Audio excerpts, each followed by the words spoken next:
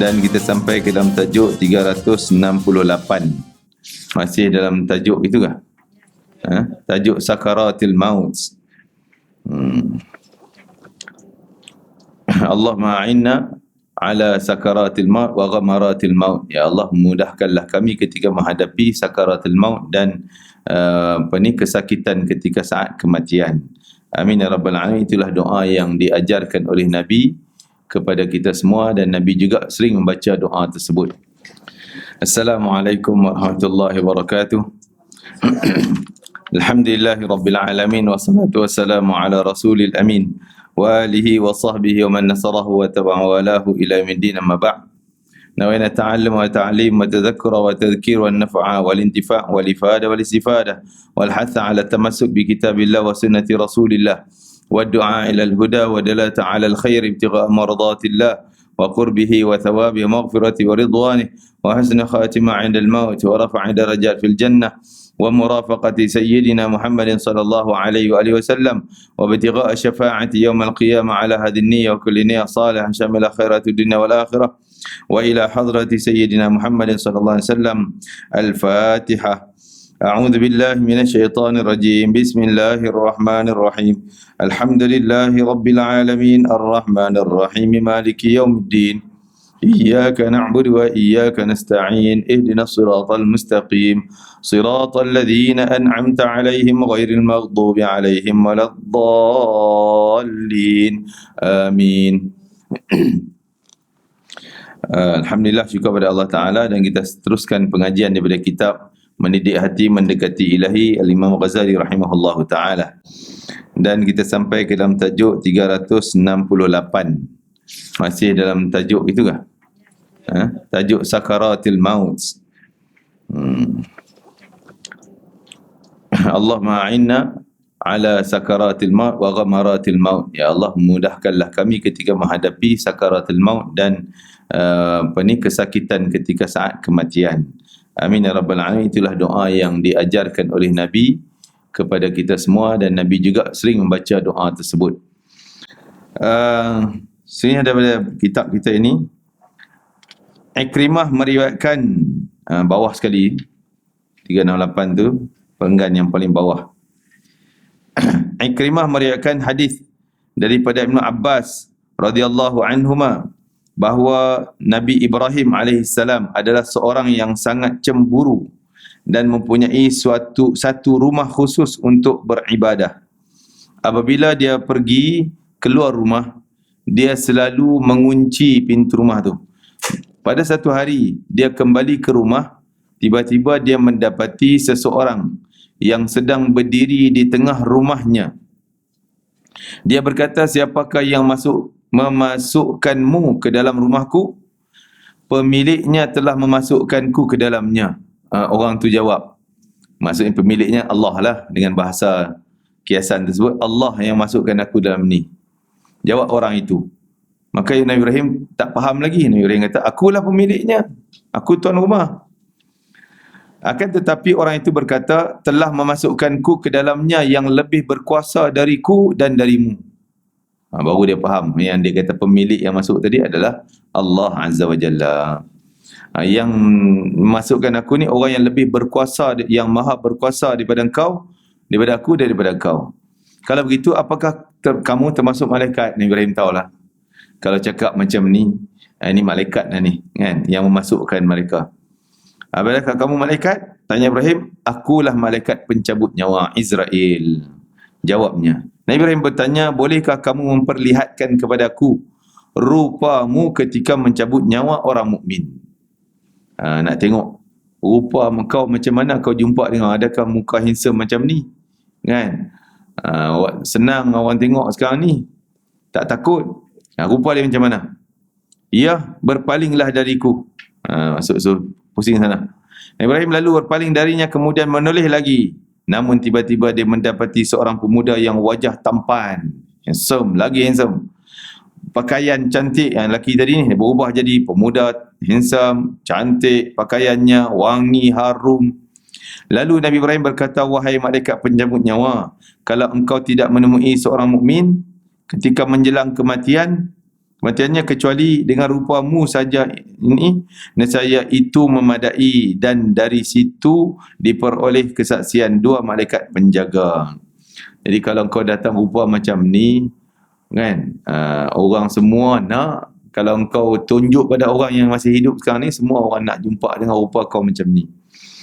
Selanjutnya, Ibn Abbas berkata, telah sampai khabar kepada kami bahawa tidak mati seorang itu melainkan dua malaikat penjaga, hafazah, memperlihatkan kepadanya amalannya. Okey, kisah Nabi Ibrahim tadi dalam riwayat lain sebut lebih panjang. Ada dah sebut dah kan, kita baca dah itu. Tentang dia ada dua rupa Nabi Ibrahim ni. Jadi rupa bila dia berdepan dengan orang yang baik, nak cabut roh orang yang baik, orang soleh, maka dia datang dalam rupa yang handsome tadi, wangi, berseri, bercahaya, sehingga orang tu mentengok seronok tu, cabut nyawa dia dalam keadaan mukanya manis.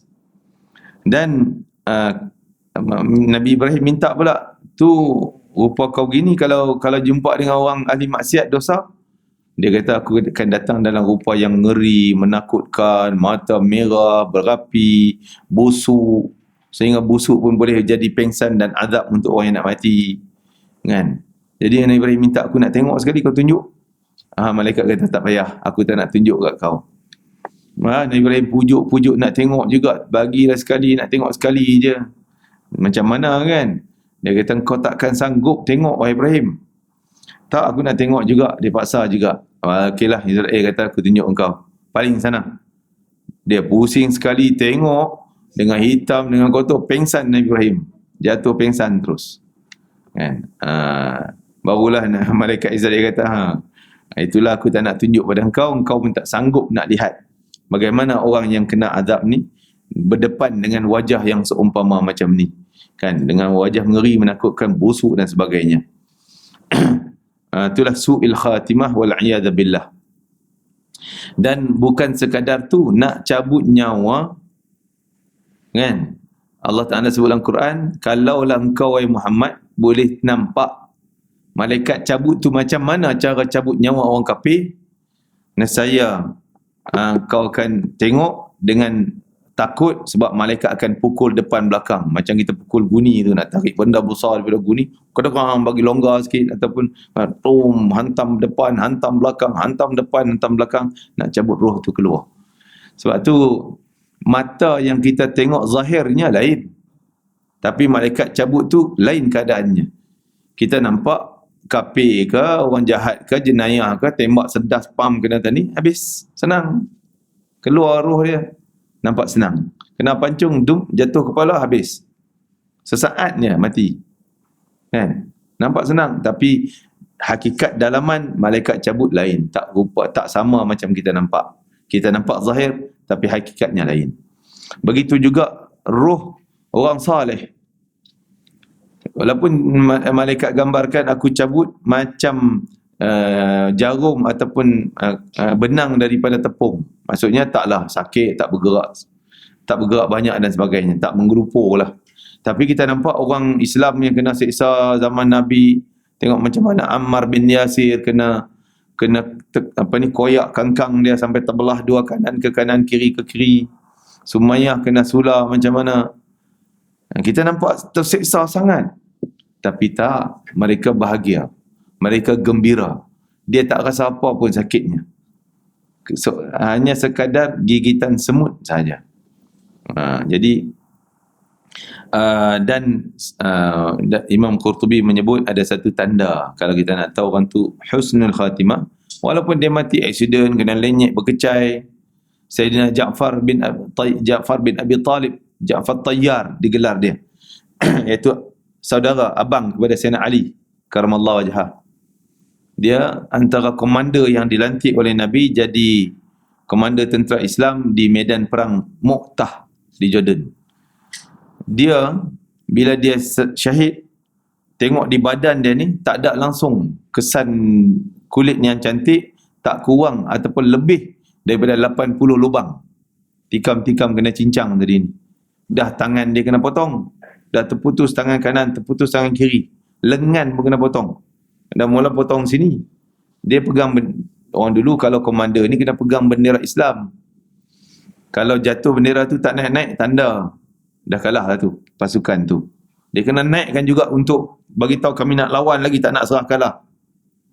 Jadi dia kena pegang benda tu sambil pegang kuda. Orang pancung nak pergi jatuh pedang tu, pum, putus tangan dia.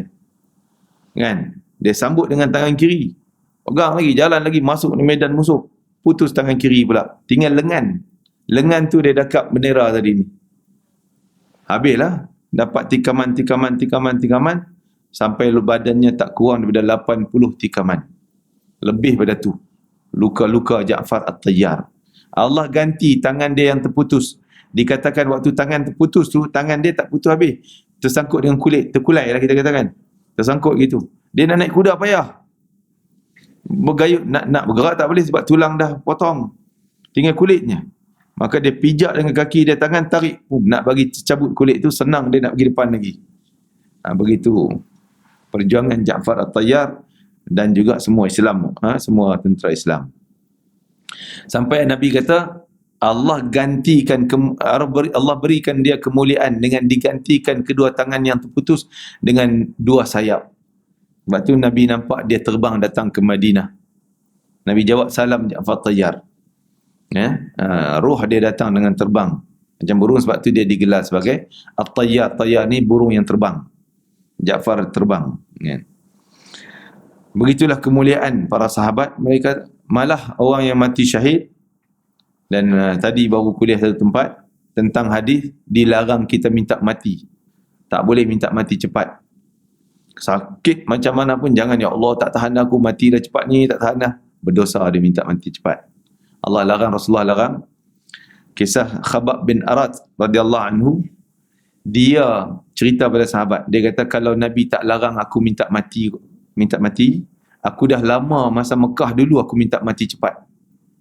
Sebab dia lah antara sahabat yang teruk kena siksaan. Bayangkan badan dia ni belakang, bos dia, tuan dia ni perempuan, Ummu Anmar. Ummu Anmar ni ibu singa-singa yang garang sangat ni. Dia pukul dengan besi. Dia je kerja bengkel, buat pedang daripada besi, buat segala senjata lah. Jadi Khabbab ni yang tukangnya, bos dia perempuan. Bila tahu dia Islam, seksa ambil besi yang panas tu, pukul jadi rotan, tekan bagi masuk sampai darah tu memadam. Besi panas ni penuh belakang dia ni, parut besi panasnya sampai ke muncak, kena tikam di sini. Besi yang dileperkan nak buat pedang tu, tapi tak siap lagi lah, tak tajam lagi. Letak, panaskan merah, letak atas ni, atas kepala Khabbab bin Arat, sehingga terpadam. Sampai Khabbab ni datang pada Rasulullah, ya Rasulullah, tak bolehkah engkau kat tangan ni, angkat tangan pada Allah, bagi Allah turun balak, boom, habis semua mati orang kafir. Nabi larang dia.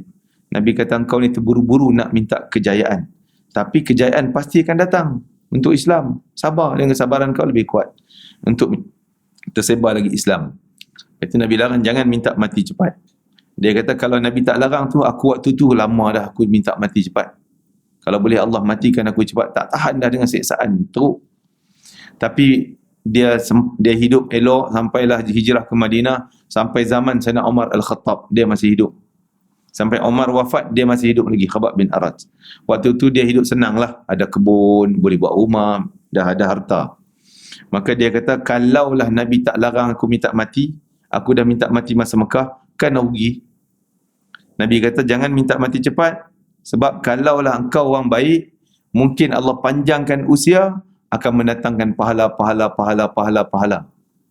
Walaupun kena musibah, sakitnya panjang, tak mati-mati lagi, berubat tak baik, mungkin itu Allah nak padam dosa. Jadi untung orang beriman, lagi panjang umur, lagi tambah pahala. Itu sikap orang beriman. Sebaliknya, kalau orang yang panjang umur diisi dengan dosa, itu bukan beriman tu. Itu orang munafik. Nabi kata orang beriman, lagi panjang usia, lagi banyak pahala. Lagi banyak bertambah pahalanya. Jadi Khabbab kata benarlah apa yang Nabi kata, kalau umur panjang, kalau orang baik, dia banyak macam-macam dia buat. Sampai aku sekarang ada kebun, boleh buat sedekah fisabilillah, boleh buat rumah untuk anak-anak, boleh buat kebajikan. Kalau aku mati waktu Mekah dulu, mungkin tak ada peluang yang ni. Walau bagaimanapun dia kata kawan-kawanku yang mati dah, yang syahid semasa di Mekah kena seksa, Ammar bin Yasir, Sumayyah dan sebagainya, yang seangkatan dengan aku tu, tetaplah mereka walaupun tak ada peluang sampai macam ni, tapi mereka tetap dapat syurga yang paling tinggi. Kan, dia tetap puji juga.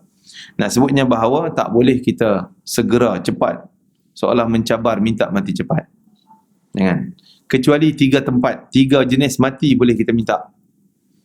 Yang ni boleh minta dan dianjurkan untuk kita minta.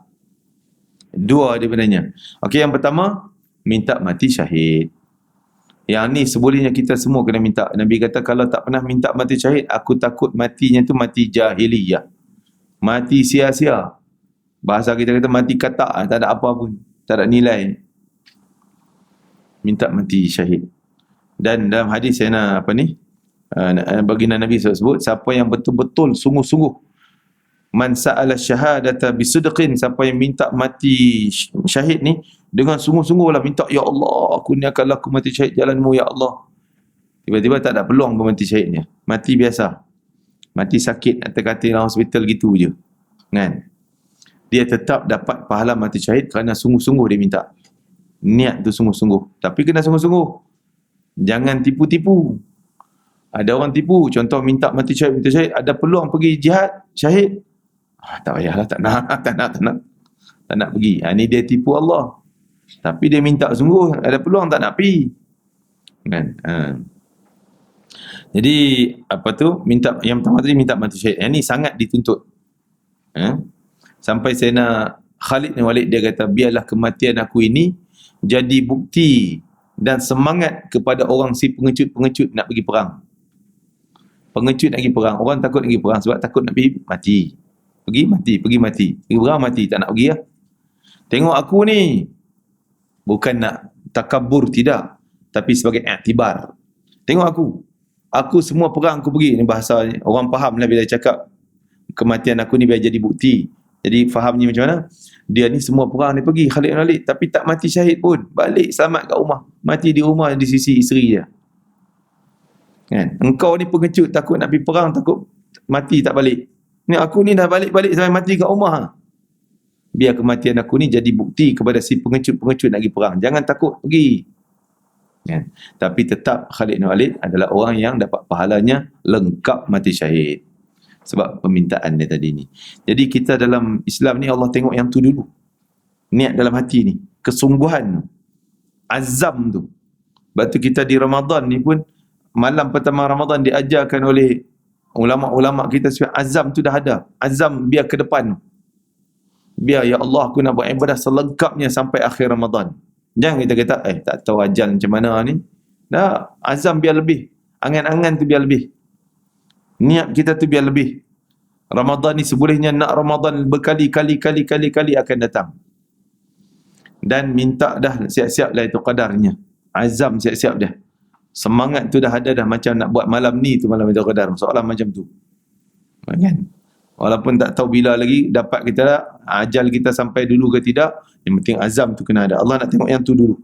Azam tu dah menjadikan peluang yang Allah akan bagi. Mungkin Allah bagi peluang, kau boleh buat sungguh. Ataupun tak dapat peluang pun, aku bagi pahala siap dah. Seperti cerita orang yang bunuh 100 orang tu. Dia sempat bertaubat tak? Tak sempat pun bertaubat. Baru azam nak pergi bertaubat. Nak pergi kampung jauh sana nak bertaubat. Separuh jalan mati pun Allah selamatkan dah roh dia masuk syurga. Kerana azam tu. Jadi tadi bab syahid. Yang kedua, 3 jenis matinya ni yang boleh kita minta. Yang kedua, minta mati selamat daripada fitnah. Minta mati supaya selamat daripada fitnah. Iaitu macam mana? Nabi pernah doa yang ni. Nabi kata, ya Allah, sekiranya kau bakal turunkan fitnah menyeluruh pada semua orang kena, maka matikanlah aku sebelum kena fitnah tersebut. Minta mati selamat daripada fitnah. Contohnya Dajjal lah, fitnah yang dahsyat, yang ramai orang akan gagal kalau bertemu dengan zaman Dajjal. Walaupun dia semayang, walaupun dia ibadah tah-tah, dia orang yang gagal. Dan kebanyakannya macam tu. Sampai Nabi kata, engkau jangan berangan-rangan nak jumpa dengan Dajjal. Kalau dengar Dajjal daripada datang daripada barat, kau lari pergi timur. Dengar dia datang daripada arah timur, kau lari cepat-cepat pergi barat. Selamatkan diri.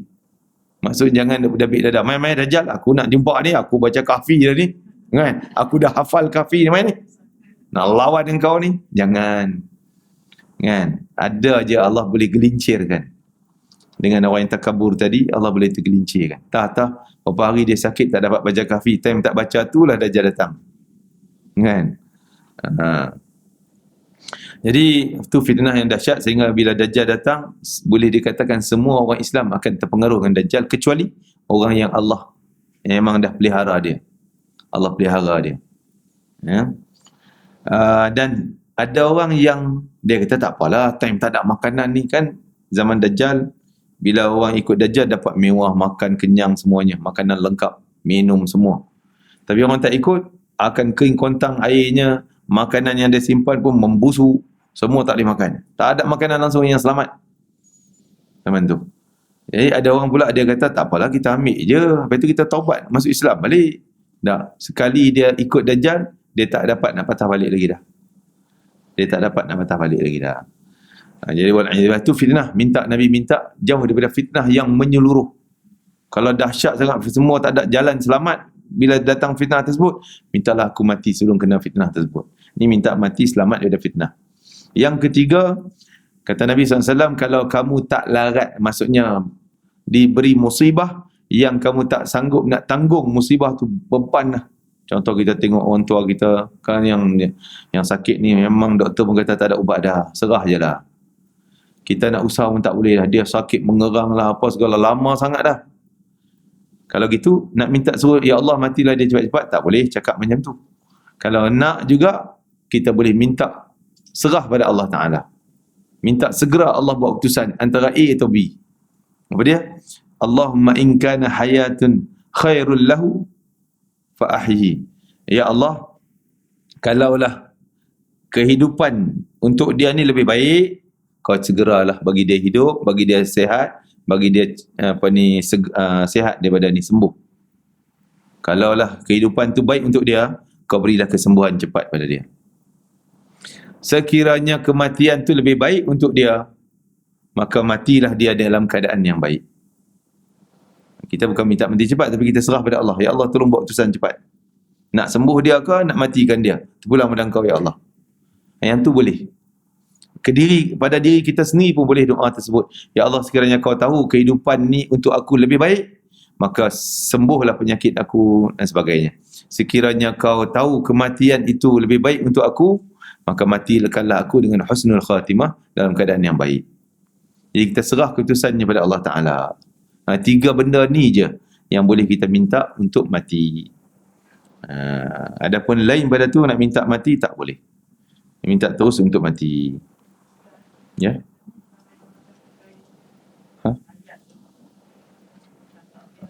Get. Itu pengetahuan pakar-pakar lah. Kalau pakar kata memang dia tak boleh dah, kalau cabut memang habis, dan memang tak ada lah peluang dia, tak ada usaha lain dah, itu bolehlah kita cabut. Nak buat macam mana, memang tak ada usaha lain dah, tak ada kesembuhan, peluang kesembuhan. Tapi kalau ada 1% pun, kalau doktor kata adalah mungkin 1%, yang tu kita masih harap yang 1% tu, jangan buang lagi, jangan buat lagi. Jadi dia kata memang tak ada dah, 100% takkan boleh lah. Yang tu bolehlah kita serah pada Allah Ta'ala. Maksudnya kita boleh usaha buang yang tu, serah pada Allah. Tadi selanjutnya, muka surat 369, perenggan bawah tu, selanjutnya Ibn Abbas radhiyallahu anhuma berkata, telah sampai kabar kepada kami bahawa tidak mati seseorang melainkan melainkan dua malaikat penjaga memperlihatkan kepadanya amalannya waktu nazak.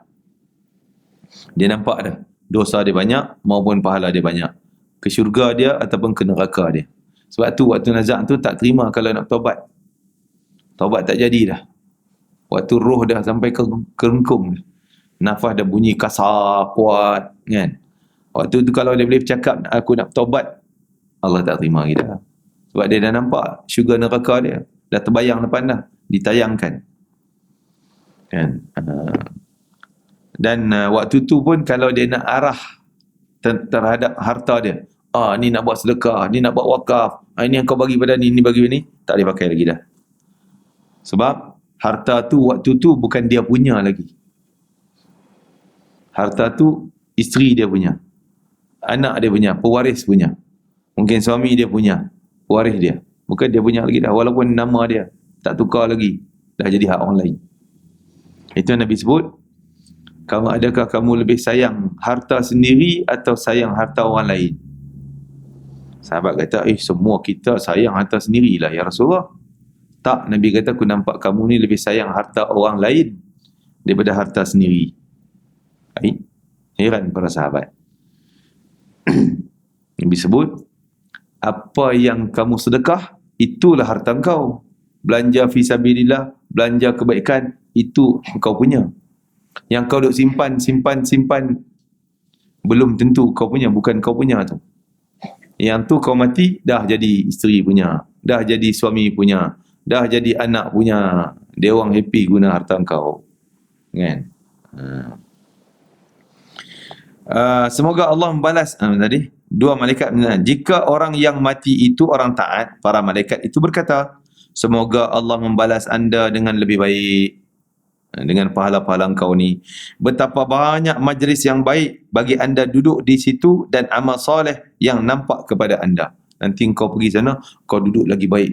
Dulu engkau kat dunia rajin datang majlis yang baik-baik, majlis ilmu, majlis zikir, majlis ni sebagainya. Kau duduk berkumpul dengan orang soleh, sembang-sembang hal akhirat. Nak sebut majlis ni bukan mesti ramai macam ni baru nama majlis. Kita duduk dua sembang kat kedai kopi pun dikira majlis. Nabi sebut siapa yang duduk dalam satu majlis, tak ada langsung nak sebut Allah, tak ada langsung nak sebut Rasulullah sallallahu alaihi wasallam, salawat, fa alaihim tirah, dia akan menyesal sesesalnya di akhirat nanti.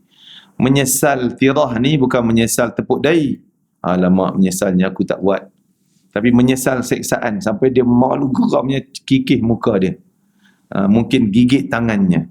Itu seksaan, menyesal. Silapnya seminit, 2 minit ataupun 5 minit aku duduk makan dengan member tu tak sebut langsung nama Allah.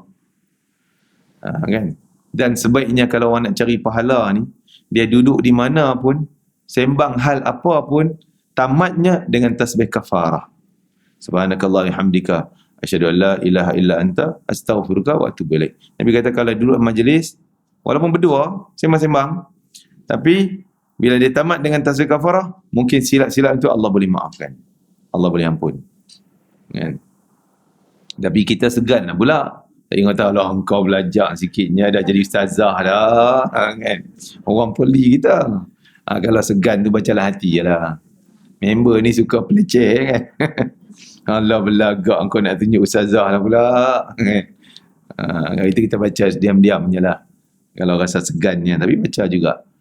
Untung kita tadi takkan menyesal kalau kita penamatnya dengan tasbih kafarah. Kalau tak ada, kita akan menyesal tadi ni, wala'iyadzubillah.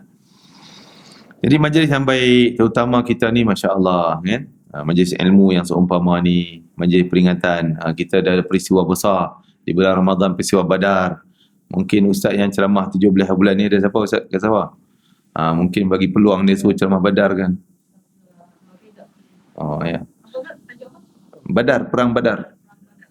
Kena ingat perang Badar sebab Allah pun bangga sebut nama-nama ahli Badar, perang Badar ni di hadapan malaikat. Allah bangga tengok ni fulan ni sertai perang Badar. Sehingga Nabi tanya Jibril, wahai Jibril, bagaimana kedudukan sahabatku yang pergi perang Badar ni? Di syurga dia tinggi macam mana? Tak payah cerita, Jibril kata kerana Allah bangga seperti mana Allah bangga ahli Badar, Allah juga di kalangan manusia, Allah juga bangga ahli Badar di kalangan malaikat yang turun bantu perang Badar. Malaikat pun level dia lain daripada malaikat lain yang dia menyertai perang Badar. Maka apa yang kita buat boleh, jadi kita bacalah list nama ahli Badar. Walaupun kita tak dapat nak memperkenalkan semua, sekurang-kurangnya kita tahu sebab mereka ni wajib dah memang ahli syurga dan Nabi dah bagi jaminan masa mereka masih hidup. Ahli Badar ni Allah dah ampun awal-awal dosa mereka untuk ke depan. Maksudnya takkan terlibat dosa walaupun dia buat perkara macam dosa. Kalau terlibat pun Allah takkan ambil tindakan apa dah. Tak catat dosa. Awal-awal dah padam siap-siap. Ke depan tu. Belakang pun dah padam dosa, ke depan pun dah padam. Sehingga seorang sahabat yang ahli Badar, apa nama dia ya? Uh, Allahumma salli. Hatib bin Abi Balta'ah. Hatib bin Abi Balta'ah ni dia buat satu perkara yang kalau dalam hal kalau dia bukan perang Badar, Nabi akan bunuh dia dah. Ataupun akan seksa dia, ataupun anggap dia munafik. Sebab dia buat satu tindakan macam pengkhianatan kepada Nabi. Khianat. Bocor rahsia Islam tentera Madinah. Dia duduk Madinah, dia tulis surat, dia tahu perancangan Nabi nak serang Mekah sekian tarikh, nak pergi pembukaan kota Mekah 8 Hijrah. Jadi dia dapat tahu, dia tulis surat ke orang Mekah, family dia Mekah, tulis surat bagi tahu Nabi nak pergi perang sana, sekian-sekian tarikhnya. Surat tu dia post pada seorang perempuan, dia upah sekian banyak, senyap-senyap, dan bagi pada family dia yang ada di Mekah yang tak Islam lagi. Jadi dapat wahyu Jibril datang bagi tahu, wahai Rasulullah, ni ada orang bocor rahsia demikian. Panggil Sayyidina Ali, panggil Miqdad bin Aswad dan sahabat yang lain yang muda-muda yang hebat ni, tangkas, cepat bertindak. Pergi ke wadi itu, di situ nanti ada rombongan kafilah perempuan, kau minta surat kiriman yang dikirim oleh orang Madinah. Sayyidina Ali tak tanya banyak, rombongan tu berapa orang, dia terus pergi. Pergi lajunya sampai wadi tersebut, tengok-tengok tak ada orang. Sahabat dah mula, orang lain dah mula tanya, ya wahai Ali, betul ke ni? Tah kita silap ke? Ataupun Rasulullah mungkin silap ke? Tak, Sayyidina Ali kata, aku tetap yakin apa yang Nabi sebut akan berlaku. Tunggu je, pasti akan ada. Betul, lepas itu baru nampak kepulan rombongan kan, pasir tu, habuk pasir, datang makin dekat, singgah di situ. Ada perempuan dalam tu, terus yang Ali minta, mana surat yang dikirim oleh orang Madinah untuk orang Mekah? Dia buat tak tahu, tak ada. Kan? Sayyidina Ali ugut dia, kalau kau tak bagi, aku londeh baju kau. Buka baju kau. Menggeletar perempuan tu, keluar dia sanggul dia. Nah, bagi surat. Buat balik, Sayyidina Ali tak buka, balik cepat pada Nabi. Nabi buka, nama atas daripada Hatib bin Abi Balta'ah. Veteran perang Badar. Orang yang sertai perang Badar. Bila Nabi baca nama tu, Nabi suruh panggil Sayyidina Umar lagi, dia kata, ya Rasulullah, da'ni an aqtul unuqah, biar aku pancung dia Rasulullah, bagi aku pancung si munafik. Sayyidina Umar terkeluar perkataan si munafik ni. Setelah tu maka Rasulullah marah Sayyidina Umar, kamu kenal tak dia siapa ni? Ni orang yang menyertai perang Badar. Maka dia dilepaskan begitu saja. Kau minta maaf pada dia. Sayyidina Umar menghadap minta maaf balik. Kan? Silap dia tadi ni. Jadi veteran perang Badar walaupun buat macam tu punya nampak kesalahan, tapi tetap takkan dicatat apa-apa, kerana Nabi bebaskan mereka dan Allah bebaskan mereka. Kerana hikmah kekuatan perjuangan mereka di Badar tu hebat. Takkan kita tak nak kenal siapa-siapa nama ni. Maka kita kenallah beberapa orang ataupun semuanya. Kita baca juga nama-nama. Ada satu kitab saya akan buat program tu, insya-Allah di satu tempat kita akan baca 300 orang tu namanya. Ada satu kitab dia listkan 300. Ada dia khilaf sebenarnya, sehingga dalam list tu sampai 350 lebih. Kalau kita dengar 313, sebab ada khilaf. Ada yang mengatakan yang ni pergi, yang ni tak pergi, yang ni pergi dia patah balik. Termasuk Sayyidina Osman, dia pergi patah balik pun dia masuk juga dalam list tu. Tak apalah, dia dikira macam ahli perang Badar juga. Kan? Ya lagi itulah, kita kena ambil tahu tentang majlis-majlis yang baik. Sebab dikatakan, kerana kau dulu kenal sangat majlis yang baik, maka kau akan dapat duduk dalam kubur nanti, itu dia majlis kau bersama dengan orang yang baik. Akan tetapi jika yang mati itu orang derhaka, para malaikat itu pun berkata, semoga Allah tidak membalasmu dengan kebaikan. Semoga kau tak dapat pahala apa-apa. Betapa banyaknya majlis yang jahat, yang buruk bagi kamu. Dulu engkau rajin sangat nak pergi majlis jahat ni. Dan perkara yang buruk yang diperdengarkan kepadamu, kamu suka sangat sembang hal buruk, benda maksiat, benda dosa, duduk join dengan orang-orang maksiat dosa. Semoga Allah tidak membalasmu dengan kebaikan. Malaikat tu doa bagi kena azab. Jadi kita duduk dalam majlis yang tak baik ni satu benda yang tak baik. Kan? Jangan kata, saya duduk je, bukan cakap pun orang lain cakap. Tak, kita terlibat. Antaranya subhat. Jadi dalam Quran Allah Ta'ala sebut surah Mudaththir, tak salah. Ma salakakum fi saqar?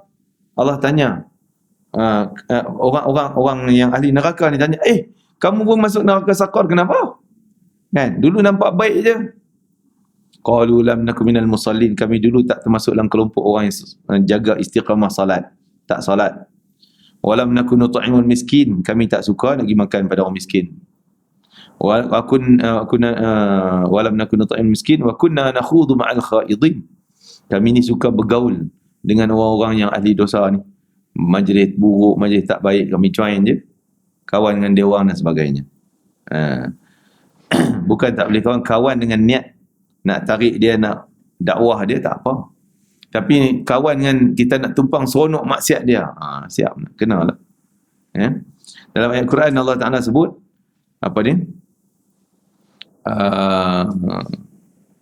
lupa ayatnya, yang Allah Ta'ala sebut, kalau kamu duduk dalam satu tempat, di situ ada orang yang mempermain-mainkan ayat Allah Ta'ala, bangunlah kamu beredar di situ, jangan duduk situ. Kalau duduk, kamu dapat dosa sama dengan dia orang, sama banyak dosanya. Itu majlis yang lara, majlis yang jahat dan sebagainya. Kecuali ada juga ulama-ulama itu kadang duduk dalam majlis lara, tapi dengan niat tujuan dakwah, nak tarik, nak pikat hati dia orang, nak supaya berubah, itu tak ada masalah.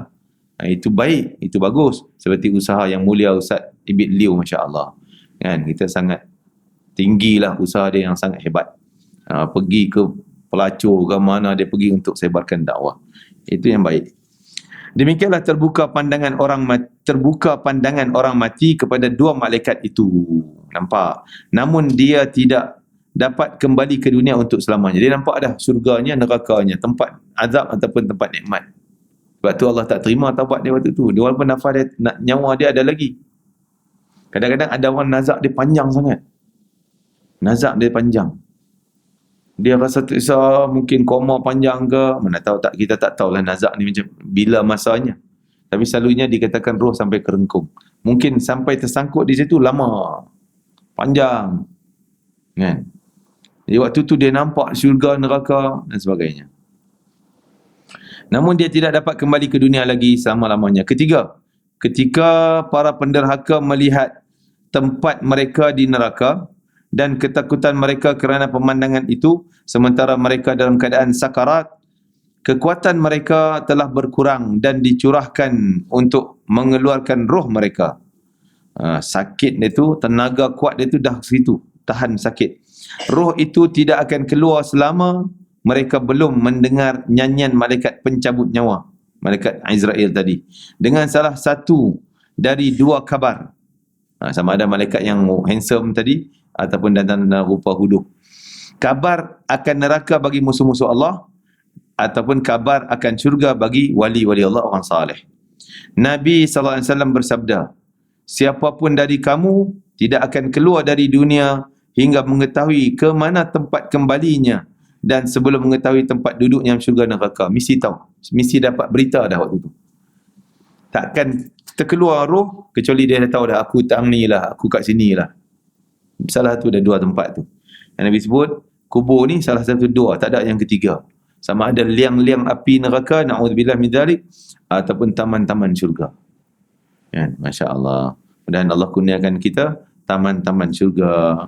Amin ya rabbal alamin. Itulah yang kita harap dengan rahmat Allah Ta'ala.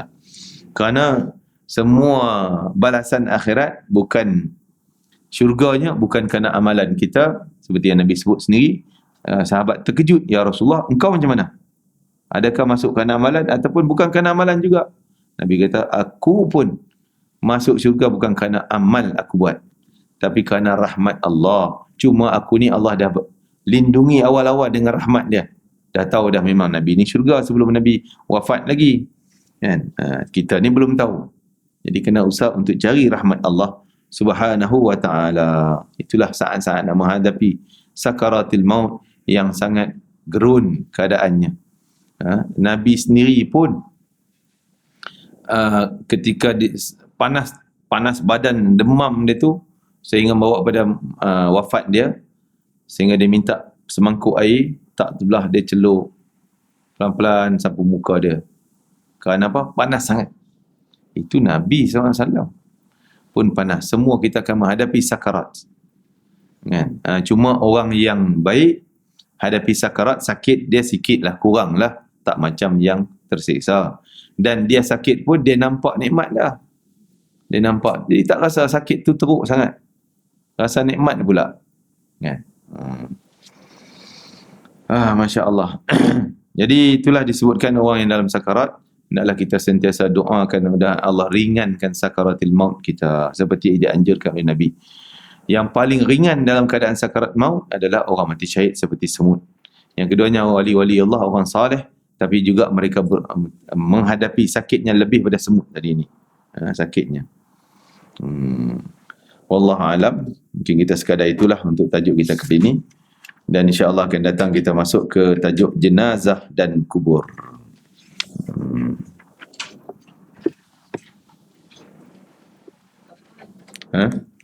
Ada soalan? Jadi tadi saya dengar nak kempen untuk sumbangan-sumbangan masjid, masya-Allah. Untuk elektriknya. Elektrik dan lain-lain lah. Masya-Allah. Kalau boleh, dia pahala ni bergantung pada kita niat, bukan mesti pada duit tu pergi mana. Kan? Apa yang kita niat? Niat ni nak buat apa? Nak sedekah? Ya, sedekah untuk apa? Kalau untuk masjid, kita sedekah niat untuk makmurkan masjid, untuk mencahayakan masjid, untuk memuliakan rumah Allah, untuk menghidupkan majlis ilmu rumah Allah, untuk memakmurkan Ramadan. Niat-niat macam tu Allah bayar pahala semua tu. Jadi duit kita tak pergi ke lampu. Nabi kata siapa yang nyalakan satu lampu dalam masjid, Allah bina syurga untuk dia. Satu lampu ni berapa biji lampu ni? Kan? Siapa yang bantu satu majlis ilmu, masya-Allah, Allah mudahkan jalan dia ke syurga. Senang masuk syurga dah. Tak sangka pula. Sebab dulu dia memudahkan orang jalan ilmu. Kan? Ini pula Ramadannya ganda Ramadan lagi. Kena pula dibelanjakan malam-malam akhir, Lailatul Qadar lagi, masya-Allah. Jadi bergantung pada niat kita. Banyak besar pahala gantung pada niat kita. Dan sebolehnya selagi kita ada peluang, ada kemampuan, tolong jangan kita nantilah, tak apalah ni banyak orang kaya dah ni, tak payahlah kita, tak payah. Kan? Ni ramai orang kaya ni, orang USJ kan. Lain pada saya lah. Kaya tak payahlah. Saya nantilah nak bagi kat masjid lain. Sebenarnya tu syaitan kacau kita. Dia kata nanti saya nak bagi kepada orang lain. Saya bagi kepada orang lain pula. Nantilah bagi orang lain pula. Nantilah. Akhirnya apa pun tak jadi. Tak dapat buat langsung. Jadi syaitan tunda. Ada, bagi sus. Bila tanya, ya Rasulullah, apa sedekah yang paling baik? Nabi kata sedekah dalam keadaan kau sihat. Ciri pertama kau sihat. Sebab dalam hadis lain Nabi sebut, sedekah 1 dirham waktu kita sihat bugar ni, banding dengan sedekah 1 dinar dalam keadaan sakit, yang ni lagi besar. 1 dirham sihat tadi lagi besar berganda daripada 1 dinar. Tahu 1 dinar kan? 4.25 gram emas. Berapa ratus ringgit? 800 lebih kurang kot. 600, 800 gitu. Kan? Dekat-dekat 1000. 1 dinar. 1 dirham 4.25 gram silver. Berapa sangat? 16, 17, 20 ringgit gitu je. Rendah. Jadi katalah 20 nak banding 800, Nabi kata yang 20 ringgit ni lagi besar pahalanya sebab engkau dalam keadaan sihat. Yang ni sakit dah baru, tolonglah nak bagi kat Masjid Hafalah, bagi kat Salwa. Kan? Minta akaun dia nak bagi. Tergeletak macam tu baru nak bagi. 1 dinar tak sama, tak boleh nak lawan 1 dirham tadi. Tu sihat. Yang kedua, ciri yang kedua waktu kau sayang dengan harta. Kita baru nak impun ni, nak bagi kaya sikit kan. Nak sayang ni nak bagi. Kalau tu boleh lawan juga bagi, masya-Allah, ni luar biasa. Pahalanya berganda. Wa anta syahihun, kata Nabi, wa anta taqral takhshal faqra. Kamu takut nak jadi fakir. Dapat sikit, kalau bagi kang tak cukup aku nak guna ni. Kan? Kalau kau boleh lawan juga, ganda, sebab kita dapat lawan nafsu. Dan kamu berangan nak jadi kaya, duk impun-impun jadi kaya ni, boleh bagi juga, maka hebat. Lebih lagi pula tu sikap kita dalam keadaan sihat, kita sayang harta dan sebagainya. Dan tu termasuk dalam ayat Quran, lan tanalul birra hatta tunfiqu mimma tuhibbun. Takkan dapat syurga yang hebat kecuali kau sanggup bagi harta apa yang kau sayang. Inilah harta yang kita sayang nak bagi juga. Dapat tingkatan syurga seperti Abu Talha Ansari radhiyallahu anhu. Jadi apa tadi nak sebut? Tu keadaan ni. Lebih-lebih lagi ke tempat yang memang kita sahnya betul. Bukan penipuan, bukan scam dan sebagainya. kan. Memang untuk pula rumah Allah, majlis ilmu, keselesaan orang. Bayangkan kita bagi tu untuk bayar, dia selesa aircon jalan semuanya. Orang datang selesa semayang dapat. Inilah sedekah dan juga kebajikan kita yang takkan putus pahalanya mengalir walaupun kita mati beribu tahun pun. Jalan. Selagi manfaatnya. Walaupun katalah masjid ni dah roboh, tak mana tahu 1000 tahun nanti dah roboh, kan? Roboh tak ada elektrik yang kita sumbang semua tu. Pahala jalan sebab banyak dah orang dapat manfaat bertaubat dalam masjid ni, menangis dalam masjid ni, baca Quran, belajar ilmu semuanya. Dia pergi tempat lain pula mengajar, tempat lain belajar, tempat lain dia amal ilmu yang dapat daripada masjid tadi tempat lain. Jadi masih berjalan lagi pahala kita. Masya-Allah. Hebat ya. Tahniah pada orang yang berjaya sumbang dan tahniah juga pada orang yang berjaya buka pintu sumbangan. Masya Allah. Semuanya mendatangkan kebaikan. Tahniah, hebat semua orang Masjid Al-Falah ni. Kan? Alhamdulillah, mudahan Allah buka lagi peluang-peluang untuk kita. Peluang besar lagi kebaikan. Jadi bila Allah tengok satu peluang aku bagi kat kau, kau sungguh-sungguh buat ni, aku bagi lagi yang lain. Seperti kita kalau orang bagi kerja kita buat cantik, bagus, tengok finishingnya, color cantik. Kita nak ada kerja lain, kita mesti cari dia lah. Pasal dia buat bagi, bagus. Kan? Baik, cantik, kita puas hati sangat. Kita akan cari dia lagi. Begitulah Allah bila dah tengok kita punya berjaya dalam satu peluang awal Ramadan kau bagus. Pertengahan pun bersungguh-sungguh dengan tadarusnya, dengan apa segalanya. Dengan dengar letih ustaz lagi berjam-jam tak habis-habis, ngantuk dah ustaz ni. Kan? Dalam hati tu ingat Allah nak beli sayur, ikan tak beli lagi apa semua ni. Kan? Nanti ustaz saya 3 minit ni. Duduk teringat tapi duduk juga sabar juga, dengar juga. Kan? Masya Allah, Allah mungkin buka peluang Lailatul Qadar untuk kita. Sah dapat. Mudah-mudahan Allahumma adrikna Lailatul Qadri wal amal salih fiha. Ya Allah, temukanlah kami dengan Lailatul Qadar dan izinkan kami beramal soleh pada malamnya dan diberikan anugerah Lailatul Qadar seperti mana yang diberikan kepada hamba-Mu yang saleh. Amin ya rabbal alamin. Wallahu taala alam. Sekian. Assalamualaikum warahmatullahi wabarakatuh.